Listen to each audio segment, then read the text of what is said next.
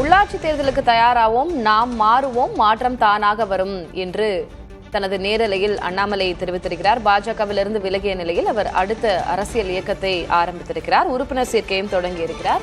தொடர்ந்து பத்திரிகையாளர் சுவாமிநாதனிடம் பேசலாம்.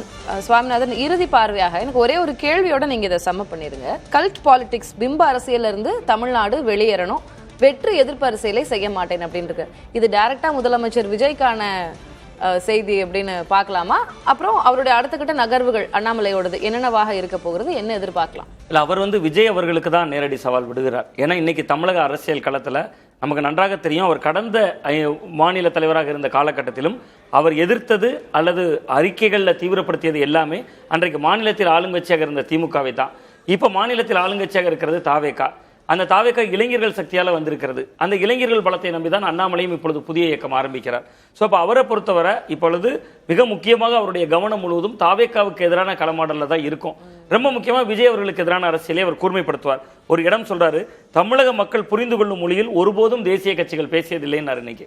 அப்ப தமிழக மக்கள் புரிந்து கொள்ளக்கூடிய மொழியில கூட தேசிய கட்சிகள் பேசலைன்னா அவருடைய இனிமேலான அரசியல் என்பது தேசிய கட்சிகளை மையப்படுத்தியோ அவர்களை விமர்சித்தோ கூட இருக்காதுன்னு முழுக்க மாநில மக்களுக்காக. ஆமா, முழுக்க மாநில நலன். அதுல ரொம்ப முக்கியமா சட்டம் ஒழுங்கு பிரச்சனைகள் போன்றவற்றை கையில் எடுப்பார். உங்களுக்கு ஒரு சம்பவம் நினைவுல இருக்கலாம். இதே விஜய் அவர்களை ஆதரித்த கரூர் சம்பவத்தின் போது அண்ணாமலை அவர்கள் தான் முதல்ல போய் அந்த ஸ்பாட்டை போய் பார்த்துக்கிட்டு ரொம்ப முக்கியமான செய்தியாளர்கள் சந்திப்பெல்லாம் கொடுத்தார்.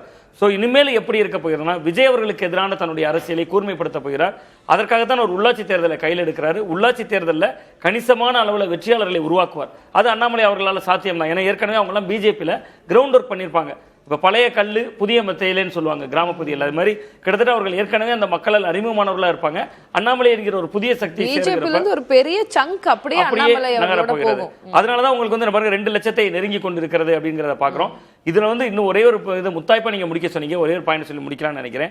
கிட்டத்தட்ட திமுக தொடர்ந்து வெற்றியை பெற்று வந்தாங்க. 2019, 21, 24 எல்லாவற்றிலும் பாஜக எதிர்ப்பு அல்லது பாஜகவை தமிழ் மண்ணில் காலூன்றக்கூடாது அப்படிங்கிற எதிர்ப்பு தான். அதுல திமுக கூட தோல்வி மாடலாகத்தான் இருந்திருக்கிறார்கள். அண்ணாமலை வெற்றி மாடலாக மாறி இருக்கிறார் அப்படிங்கிறதா இன்னைக்கு உணர்த்தது.